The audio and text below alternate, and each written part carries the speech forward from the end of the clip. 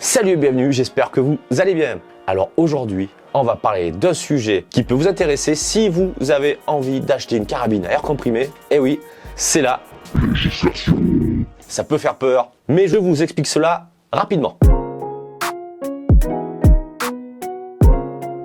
Et oui, il y a bien une législation, forcément, vous ne pouvez pas acheter ça n'importe comment.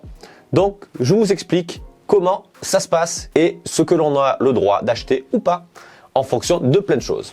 Donc c'est simple, les armes sont classées par puissance. C'est-à-dire que moins de 2 joules, c'est considéré comme un jouet. Donc là, l'achat est libre. De 2 à 20 joules, on est dans une catégorie D, c'est-à-dire qu'il faut être majeur, avoir une pièce d'identité valide pour pouvoir faire l'acquisition de ces armes. C'est valable pour n'importe quel calibre en vente, c'est-à-dire du 4,5 mm, du 5,5, du 6,35, du moment qu'elle fait moins de 20 joules, vous avez le droit de l'acheter en étant majeur. Au-delà de 20 joules, là de suite, forcément, on est dans la catégorie C, comme les carabines 22 en rifle. Voilà, c'est la même catégorie, donc catégorie C. Et là, il faut soit une licence de tir, soit un permis de chasse. Et c'est normal, car c'est quand même excessivement dangereux. Bien entendu, que ce soit l'air comprimé à piston, CO2 ou PCP, c'est la puissance qui compte. Vous pouvez acheter n'importe quel type de carabine. On va parler maintenant du transport de nos carabines. Il faut faire très attention, car à la base, c'est interdit de se balader avec nos armes, parce que ce sont des armes. Si vous vous faites contrôler par la police ou la gendarmerie, il va falloir que vous ayez un motif légitime.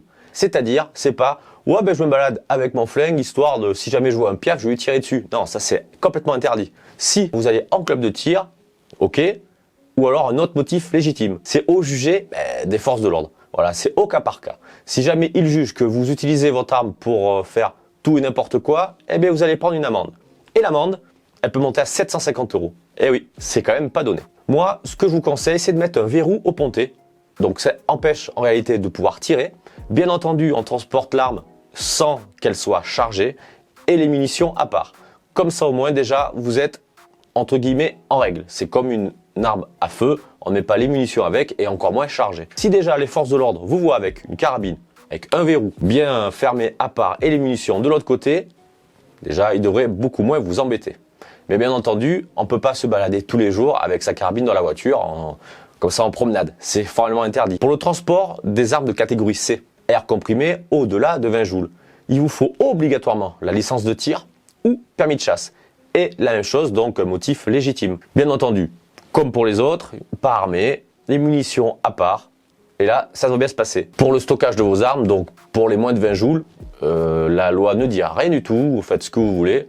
Mais par mesure de sécurité, mettez-les dans un endroit sûr où personne ne peut les récupérer ou les utiliser, et encore moins les enfants, parce que c'est quand même extrêmement dangereux. Pour les armes de catégorie C, il faut qu'elles soient stockées en sécurité. Le coffre-fort, démonter une pièce essentielle à l'utilisation de l'arme avec munitions à part. Donc voilà, pour résumer un petit peu la législation sur les carabines à air comprimé. Si ça vous intéresse, vous pouvez faire une vidéo pour savoir qu'est-ce qu'on a le droit d'acheter sans licence de tir, par exemple.